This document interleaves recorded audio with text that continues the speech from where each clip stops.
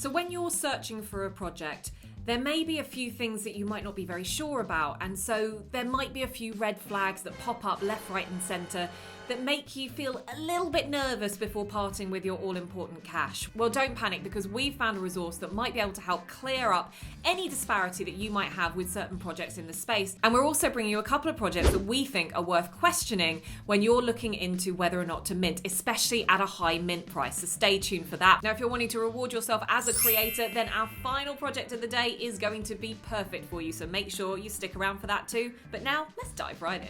So we've got a big show about lots of different things that you need to be aware of to make sure that you're the most informed that you can be within the NFT space. Before we go and jump into those resources to help you out with that, we just want to give a quick shout out to the brilliant Graffiti Bear Collective. Now, these guys we talked about last week, wanted to give them a very quick shout out because they are minting this Wednesday. They are a collection of 9,999 bears on the block, and they are bringing you some really great stuff, particularly with the metaverse, isn't it, Warren? That's right, yeah. So they are committed to entering the sandbox with their community. They're also looking at other metaverses, so it's not just going to be exclusively there. As you said, Bex, this amazing Matrix-looking bear are going to be featured and going to be minting on Wednesday this week. For me, I really love the artwork. The way that these guys are going about it, they're already being duplicated. There's already different projects that are being listed that aren't the authentic. Do your own research, reach out to the Discord, join the community, and make sure that you're part of the real Graffiti Bear Collective. Yeah, absolutely. And remember, these guys are ticking a lot of boxes. They are a fully doxed team. They've got a really fantastic roadmap, very clear for you guys to read. A great organic community on social media as well. Loads of great benefits of ownership. So lots of stuff that you can find on their website. And again, I really think that this is a really clear, concise website that gives you lots of information as well. So in terms of doing your own research, definitely go and check them out. Reach out to the team as well. You've got all of their Twitters, their LinkedIn here. So ask your questions before you get involved. But we wish them the very best of luck for minting this week. So that's exciting stuff for them. Now, from moving on to something really exciting to actually thinking about minting and actually having lots of questions when you're minting. I think that's a really commonplace thing that a lot of us are finding nowadays, particularly with the rise of things like hype projects and stuff like that. How do you know when a project is for good? How do you know when it's not a rug pull? How do you know that the team has got their intentions in the best place? Now, it's not always the easiest thing to get to grips with, but there are resources out there that we think are a good thing to go through and check just in case you're needing that extra bit of clarification around your particular project that you're looking to mint into. So the one thing that we wanted to highlight was NFT Ethics on Twitter, just in case you haven't checked these guys out. They are pretty prevalent. They've got nearly 70,000 followers. And what they do is they uncover inconvenient truths about this wild digital west that we're living in and this gold rush to help make sure that you guys get your clarity behind the teams, the projects, and also the potential paths that these teams are taking. It's a brilliant platform, Bex. It's one of which, when we're doing our own research, we'll typically lean to see if there's any additional journalism, information, resource, or details that have been uncovered by either people within maybe teams that they've been part of or the NFT Ethics team themselves. It's a place whereby we are really looking for the red flags. Are there teams that are not doxed? Are there communities of particular projects that have grown extraordinarily fast that perhaps have garnered a bit more unwanted attention? Are there some nefarious influences associated? So it's a really good place to kind of do some of that box ticking exercise, Bex. Yeah, it is. And look, the thing is that NFT Ethics, we're going to show you a couple of examples of previous scenarios that I found myself in, and also a more current scenario that Warren is kind of battling with at the moment. But we do have to kind of highlight, though, that although we look at this as a very good resource, we would also encourage you to go into it with your eyes wide open, because as much as they are exposing non-doxed teams and things like that, we actually don't know who the team are behind NFT Ethics. And that in itself is slightly controversial. But I think the information that they pull out kind of supersedes that particular situation in this case, doesn't it? Yeah, so I kind of liken it to the WikiLeaks situation. It's a platform whereby people can, without criticism, provide information that the audience and the community can make their own decisions on. Similarly, we're not insinuating that Julian Assange is behind NFT ethics, but what we are saying is that it's important that, just as doing your own research when you're looking at investment, do your own research with the media that you receive and how you want to interpret that. It's really important that you make a decision based on the facts you've got in front of you. Yeah, and it does look like to us that NFT ethics are doing everything for good. So for us, they're sort of raising some green flags at the moment. But for certain projects, like the Serial Club project, which is one of the ones we want to quickly talk about, they have been calling them out, doing some deep dive research, looking into the smart contracts, looking into details behind certain projects that might be seen as hype projects, and making sure that we have that clarity to understand what's really potentially going on behind the scenes. Now, with Serial Club, this is a project that I managed to get in on the Discord with. It looks great. It looks like something like Doodles. It's very appealing in terms of the artwork. You would have thought, why wouldn't it be something that loads of people want to really get into? And actually, the Discord is a really friendly place. There's lots of great people chatting in there. You get allocated different serials, all this kind of stuff before they even got to mint. However, NFT Ethics in the middle of February really received a lot of messages from certain individuals that were saying that this is potentially a rug pull. So they deep dived into this and looked into this project and gave us the breakdown of why you might want to be cautious going into this particular project. Now, obviously, if they got things wrong, that could be hugely damaging for a project in itself. But I think they go into it with enough depth and enough kind of research that actually it's a little bit more insightful, and it allows you to kind of really make a much more informed decision. And it kind of 9 times out of 10 probably does expose certain problems.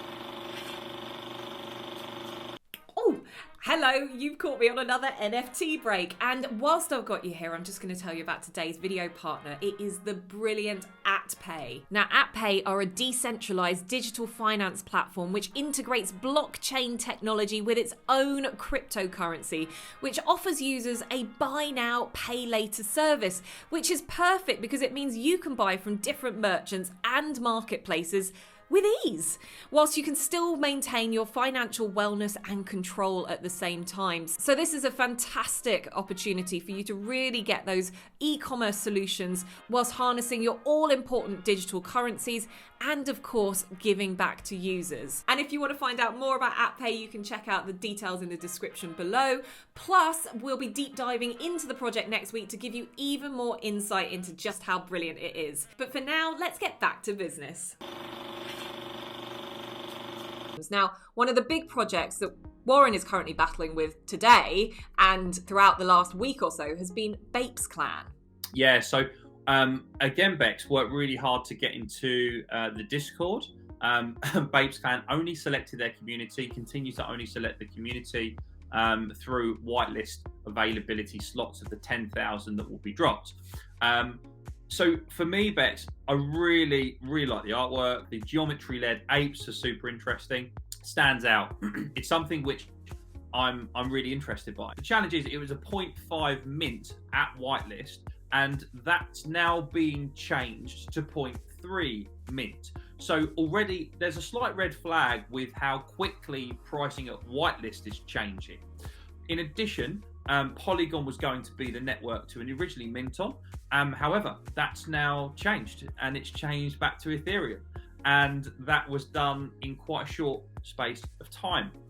You see, Bex, the red flags for me are quite significant things. The community is very large. And I love that. But when the community is so big, you sometimes don't feel like you are being listened to or heard, and you can't really make those meaningful connections with the community.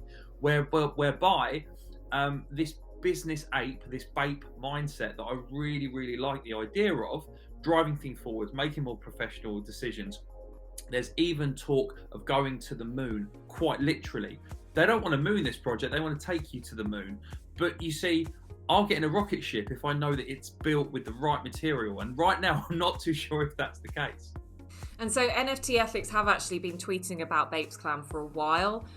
They actually have a major issue with the fact that the founders, and we'll show you in a second, the founders do feature under doxed on on the website, but there are some potentially red flags that are popping up about some of the individuals in this. Now, this isn't our opinion. We wanted to show you what NFT Ethics are pulling out about this, because this all adds to your overarching research when it comes to really deep diving into a project. And the point of this video today is to talk to you about what you should be doing to make sure you are fully clued up on the projects that you're buying into. And this is another example of how NFT Ethics are kind of helping you to make all of that information and get all that clarity that you need.